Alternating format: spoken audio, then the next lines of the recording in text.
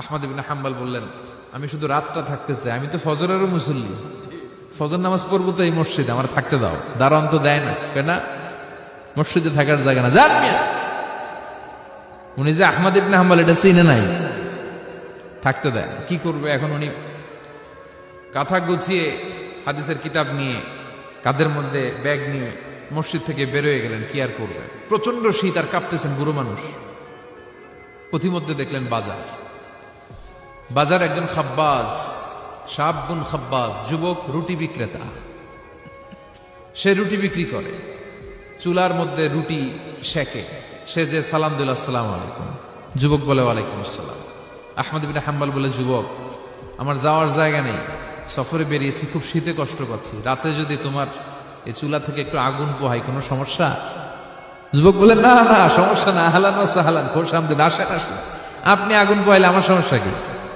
সুবহানাল্লাহ পড়েন। আল্লাহ শুকরিয়া করে উনি বসলেন আর আগুন পোহাচ্ছেন। আর খেয়াল করলেন, যুবক রুটি বানায় আর পরে আস্তাগফিরুল্লাহ, রুটির দলা বানায় পরে আস্তাগফিরুল্লাহ, খামির বানায় আর পরে আস্তাগফিরুল্লাহ, রুটি নিয়ে উনুনের ভিতরে চুলার ভিতরে সেকা দেয় আর পরে আস্তাগফিরুল্লাহ। দোকানদারের কাছে কেউ আসলেই সে রুটি দেয় আর পরে আস্তাগফিরুল্লাহ। ক্রেতার কাছ থেকে টাকা নিয়ে ক্যাশ বক্সে রাখে আর কি পড়ে, আবার রুটি বানানো শুরু করে আর কি পড়ে, খালি এইটাই পড়তেছে। ইমাম আহমদ ইবনে হাম্বল তো অবাক, কিরে এটা আবার কেমন যুবক, খালি আস্তাগফিরুল্লাহ। উনি প্রশ্ন করলেন, যুবক ঘটনা কি? আসার পর থেকেই তোমার দেখতেছি তুমি রুটি বানাও, রুটি বিক্রি করো আর পড়ো আস্তাগফিরুল্লাহ, মালাকা ইয়া শাবাব। যুবক বলে, আস্তাগফিরুল্লাহ আমার সবচেয়ে বেশি পছন্দের আমল, আমি সব সময় আঠার মতো ইস্তেগফারের সাথে লেগে থাকি আর সব সময় পড়তে থাকি আস্তাগফিরুল্লাহ, আর এর বদৌলতে আল্লাহ আমারে মুস্তাজাবুদ দাওয়া বানিয়ে দিয়েছে। আহমদ ইবনে হাম্বল তো অবাক, আনতা মুস্তাজাবুদ দাওয়া, তুমি মুস্তাজাবুদ দাওয়া, রুটিওয়ালা। আমি এত বছর হাদিস পড়াই, আমিও তো মুস্তাজাবুদ দাওয়া না, আর তুমি রুটি বেচো বাজারে, তুমি মুস্তাজাবুদ দাওয়া, তুমি দোয়া করলে সব কবুল হয়ে যায়। যুবক বলে, না আনা মুস্তাজাবুদ দাওয়া, আমি আমার জীবনে যত দোয়া করেছি কবুল করে নিয়েছে কে? সব দোয়া কবুল করে নিয়েছে আল্লাহ, একটা দোয়া ছাড়া। কয়টা? আহমদ ইবনে হাম্বলের কৌতূহল, কিউরিয়াসিটি আরো বেড়ে গেল। কি? সব দোয়া কবুল হয়েছে, একটা দোয়া ছাড়া। মাযালিকা দোয়া ইয়া শাব, কি সেই দোয়া? যুবক এবার বলতে শুরু করলো, আমার জীবনে যে দোয়াটা আল্লাহ কবুল করে নাই সেটা হচ্ছে, আমি আল্লাহর কাছে অনেক চেয়েছি, অনেক দোয়া করেছি যে আল্লাহ, শুনেছি এই জামানার সবচেয়ে বড় মুহাদ্দিস, তার নাম নাকি ইমাম আহমদ ইবনে হাম্বল। আল্লাহ তোমার কাছে আমার চাওয়া, আমি যেন এই ইমাম আহমদ ইবনে হাম্বলের দেখে মরতে পারি, আমি যেন ইমাম আহমদ ইবনে হাম্বলের হাতে হাত রেখে মুসাফা করতে পারি আর তার কপালে একটা চুমু এঁকে দিতে পারি।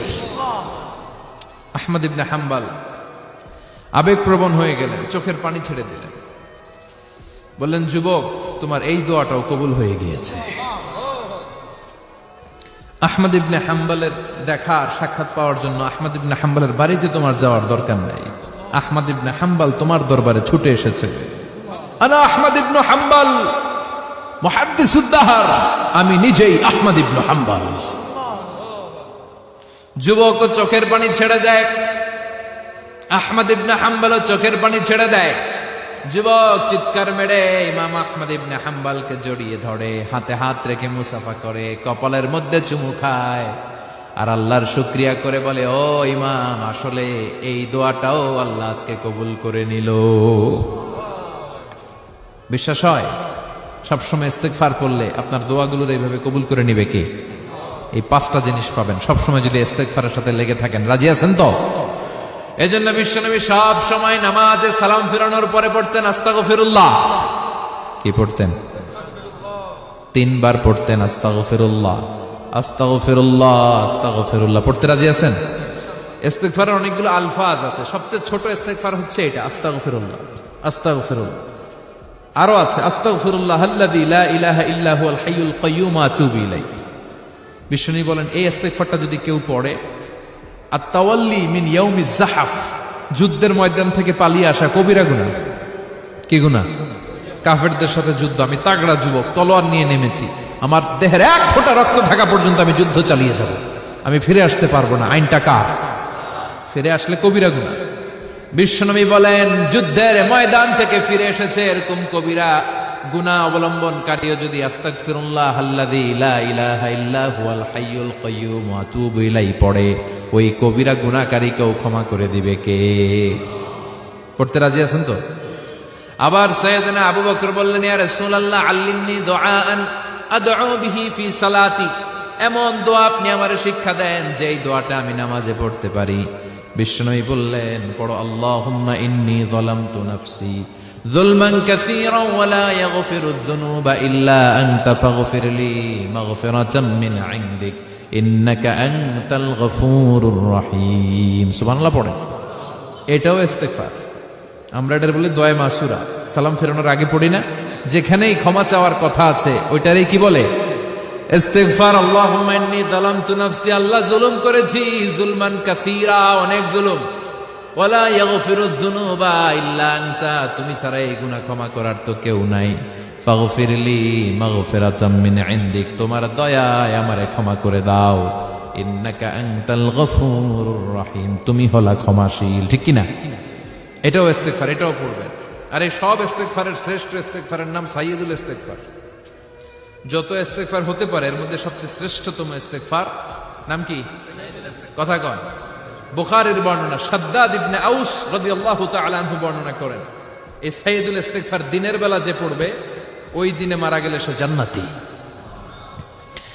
এই সাইয়্যিদুল ইস্তেগফার রাতের বেলা যে পড়বে ওই রাতে যদি ইন্তেকাল হয় ওই লোকটা জান্নাতি।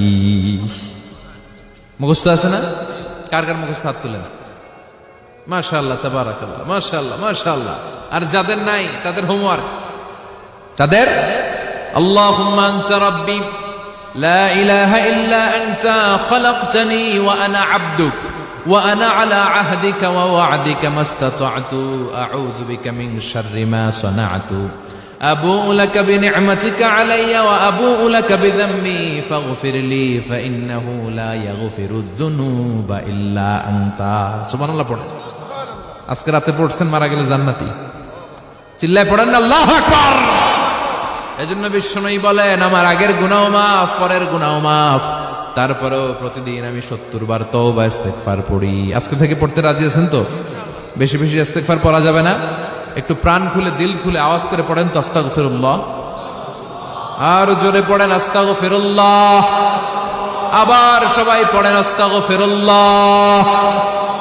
সব সময় তওবা ইস্তেগফার যারা পড়ে তাদেরকে পছন্দ করে কে? সব সময় জিকির করে করে জিহ্বাটারে যারা ভিজিয়ে রাখে তাদেরকেও পছন্দ করে কে? আল্লাহ বলেন, ওয়াযকুর রাব্বাকা ফি নাফসিকা তাদাররুআন ওয়া খীফাতান ওয়া দুনাল জাহরি মিনাল কওলি বিল গুদুবি ওয়াল আসাল ওয়া লা তাকুম মিনাল গাফিলিন। সুবহানাল্লাহ পড়ে। আল্লাহ বলেন, ওয়াযকুর রাব্বাকা ফি নাফসিক, আল্লাহরে মনে মনে ডাকো। তাদাররুআন ওয়া খীফা, আল্লাহর জিকির করতে আল্লাহ বলেছেন ফি নাফসিক। বুঝতেছেন না অর্থ? ফি নাফসিকা, মনে মনে আল্লাহর জিকিরটা করো। তাদাররুআন ওয়া খীফা, তাদাররুআন মানে বিনয়ের সাথে, with full of humility, submission and humbleness, বিনয়ের সাথে আল্লাহরে ডাকো। ওয়া খীফা, গোপনে গোপনে ডাকো। দুনাল জাহারি মিনাল কওল, চিৎকার চেঁচামেচি করে ডেকো না। কার কথা? আওয়াজ করে জিকির করো না। এই যে আমরা মাহফিলে লা ইলাহা ইল্লাল্লাহ জিকির করে, এটা তালিম। উদ্দেশ্য কি? তালিমের জন্য আওয়াজ করে জিকির জায়েজ আছে, কিন্তু ব্যক্তিগত জিকিরের যে ইবাদতটা এটা আস্তে আস্তে হইতে হবে, এটা ভদ্রভাবে হতে হবে, চিল্লাচিল্লি করে নয়। আবার তালিমের জিকির ওইটাও ভদ্রভাবে। ইন্নাল্লাহা জামিল ইউহিব্বুল জামাল, আমার আল্লাহ সুন্দর, আমার আল্লাহর জিকিরের মধ্যেও সৌন্দর্য আছে না নাই? কিন্তু এদেশে জিকিরের ভেতরে লাফালাফি আছে না নাই? বেশি না কম? কি বসেন বসেন, হ্যাঁ বসে যান তো, অনেক ধরনের আছে জিকির। হ্যাঁ বসেন বসেন, বসে যান। হ্যাঁ হাইবার আলী, এটা কি আবার জালালি? তো এই যে ইন্নাল্লাহা জামিল ইউহিব্বুল জামাল, আমার আল্লাহ সুন্দর, আমার আল্লাহর জিকিরের মধ্যেও সৌন্দর্য আছে না নাই? তালিমের উদ্দেশ্যে সবাই মিলে জিকির করা যায়, কিন্তু চিল্লাফাল্লা করা যাবে না, লাফালাফি করা যাবে না, মাথা ডানে বায়ে ঝোলানো যাবে না, ঠিক কিনা? কিন্তু লাফালাফির জিকির আছে না নাই? লাফাইতে লাফাইতে, হ্যাঁ গাছের আগায়, বাঁশের আগায়। আবার যিনি জিকির পরিচালনা করে ওনার কান্দে যাই ওঠে, আছে না নাই?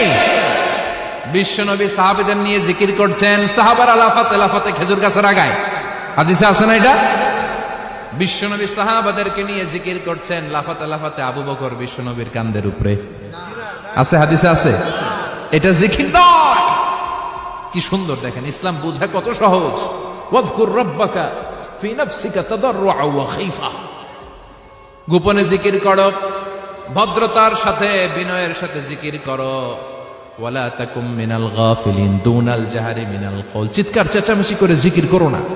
যারা চিকফাল দিয়ে হই হই হই হই করে, আছে না? হই হই হই হই হই হইয়ের ভিতরে আল্লাহর নাম আছে? হ্যাঁ, এই যে হুই হাই এই স্টাইলের যে জিকির, এটার ভিতরে আমার আল্লাহর নাম আছে? আল্লাহর নাম যদি না থাকে ওইটা জিকির হবে? কথা বলেন। বিষ্ণু বললেন, খবরদার, চিৎকার চেঁচামেচি করে লাফালাফি করে যারা জিকির করে এরা মনে করে আল্লাহ কানে শোনে না। কথা বলেন। আপনি গোপনেও আল্লাহর ডাকলে আপনার ডাকে সাড়া দিবে কে? এজন্য রাব্বুল আলামিন বলেন, ফাযকুরুনি আযকুরকুম ওয়াশকুরুলি ওয়ালা তাকফুরুন। বান্দা, আমার জিকির তোমরা করো, আমিও তোমাদের জিকির করব। ঠিক কি না? আমরা যদি আল্লাহর জিকির করি, আমাদেরও জিকির করে কে? সুবহানাল্লাহ কইবেন না? আমরা আল্লাহর জিকির করে, আল্লাহ নাকি আমাদের জিকির করে। জানো তো না কথা এটা? আবার হাদিসে কুদসিতে আল্লাহ বললেন, ফাইন যাকারানি ফি নাফসি যাকারতুহু ফি নাফসি। আমার বান্দা যদি একা একা আমার জিকির করে, আমি আমার বান্দারে একা একা স্মরণ করি। ওয়া ইন যাকারানি ফি মালাইন যাকারতুহু ফি মালাইন খায়রিন মিনহু। এরকম মহা সম্মেলন করে যদি কেউ আমি আল্লাহর জিকির করে, আমি এর চেয়েও বড় মহা সম্মেলন ফেরেশতাদেরকে নিয়ে করে আমার বান্দারে স্মরণ করি। ওয়া ইন তাকাররাবা ইলাইয়া শিবরান তাকাররাবতু ইলাইহি যিরাআন। আমার বান্দা যদি আমার দিকে 1 বিঘত আসতে চায়, আমি আমার বান্দার দিকে 1 হাত এগিয়ে যাই। আমার বান্দা যদি আমার দিকে 1 হাত আসতে চায়, আমি আমার বান্দার দিকে 2 হাত যাই। ওয়া ইন আতানি ইয়ামশি আতাইতুহু হারওয়ালা। আমার বান্দা যদি আমার দিকে হেঁটে হেঁটে আসতে চায়, আমি আমার বান্দার দিকে দৌড়ে দৌড়ে যাই। সুবহানাল্লাহ পড়েন। এজন্য বিশ্বনবী বলেন, লা ইয়াজালু লিসানুকা রাতবাম মিন যিকরিল্লাহ। আল্লাহর জিকির দিয়ে জিহ্বাটারে ভিজিয়ে রাখবা। কার কথা? চিল্লায় বলেন, কার কথা? সবসময় আল্লাহর জিকির করতে রাজি আছেন তো? সবচেয়ে শ্রেষ্ঠ জিকির বিশ্বনবী বললেন, আফদালু যিকরি লা ইলাহা লা ইলাহা লা ইলাহা ইল্লাল্লাহু মুহাম্মাদুর রাসূলুল্লাহ সাল্লাল্লাহু। সবচাইতে শ্রেষ্ঠ জিকির লা ইলাহা। এর চেয়ে শ্রেষ্ঠ জিকির আছে? কথা বলেন। বিশ্বনবী বললেন, মান ক্বালা লা ইলাহা ইল্লাল্লাহ সিদকান মিন কলবিহি। একনিষ্ঠতার সাথে অন্তর থেকে কেউ যদি জীবনে একবার বলে লা ইলাহা ইল্লাল্লাহ, দাখালাল জান্নাহ। তার যদি পাপ থাকে, অন্যায় থাকে, ওই পাপ আর অন্যায়ের শাস্তিগুলার পরে কোনো না কোনো দিন আমার ওই বান্দা জান্নাতে ঢুকবে। একবার যদি খালিসান মিন কলবিহি সে পড়ে লা ইলাহা ইল্লাল্লাহ, তার জন্য জান্নাতকে অবধারিত করে দিয়েছে কে? আবার এটার নাম আল্লাহ দিয়েছে কালিমায়ে। কথা বলেন। দরাবাল্লাহু মাসালান কালিমাতান তাইয়িবাতান কাশাজারাতিন তাইয়িবাতিন আসলুহা সাবিতুন ওয়া ফারউহা ফিস সামা। সুবহানাল্লাহ। পবিত্র বাণী এটা কালিমায়ে তাইয়িবা।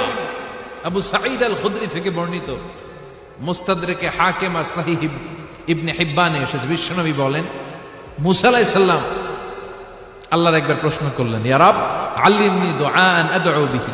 আপনি আমার এমন একটা জিকির শিক্ষা দেন যে এই জিকির দিয়ে আমি শুধু আপনার জিকির করব, কেউ এই জিকির করতে পারবে না। এই জিকির জানবো শুধু আমি, আর জানবেন। কথা কোন? প্রশ্ন করছে কে? হ্যাঁ, কাকে করেছে? আল্লাহ এমন একটা জিকির শিখান যেই জিকির কেউ জানে না, আমি জানবো, আর ওই জিকির দিয়ে প্রাণ ভরে আপনারে ডাকবো। আল্লাহ বললেন, মুসা পড়ো লা ইলাহা ইল্লাল্লাহু মুহাম্মাদুর রাসূলুল্লাহ মুসা আলাইহিস সালাম বললেন, আল্লাহ চাইলাম কি, কইলেন কি? লা ইলাহা তো জাতীয় জিকির, এটা তো আন্তর্জাতিক জিকির, এটা জানে না এমন কেউ নাই।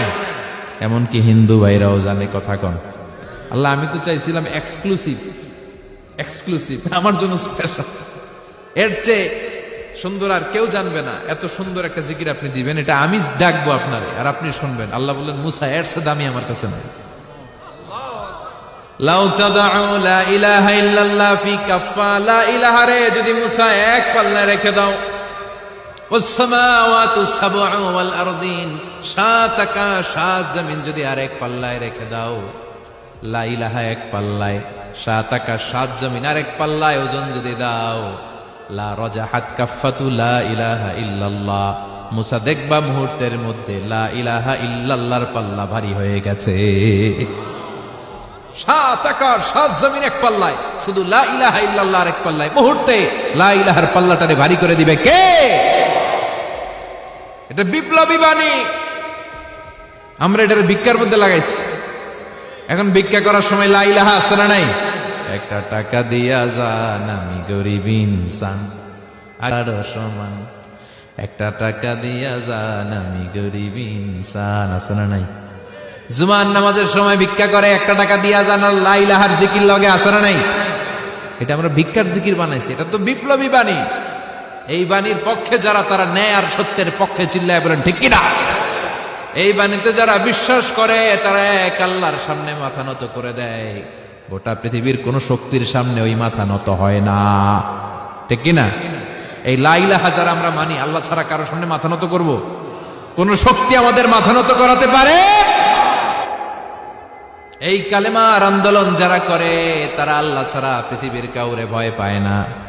আর তারা চায় কালেমার পতাকা পৃথিবীর মধ্যে যেন পথ পথ করে উড়ে, ঠিক কিনা? বাংলার জমিনে কালেমার পতাকা উড়ুক, আমরা চাই কি চাই না?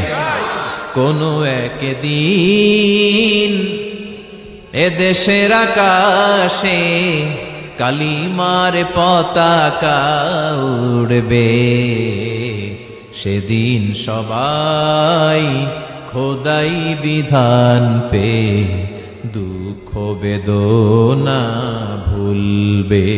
কোনো একদিন এ দেশের আকাশে কালিমার পতাকা উড়বে, সেদিন সবাই খোদাই বিধান পে দুঃখ বেদনা ভুলবে। চিৎকার করে বলেন ঠিক কিনা?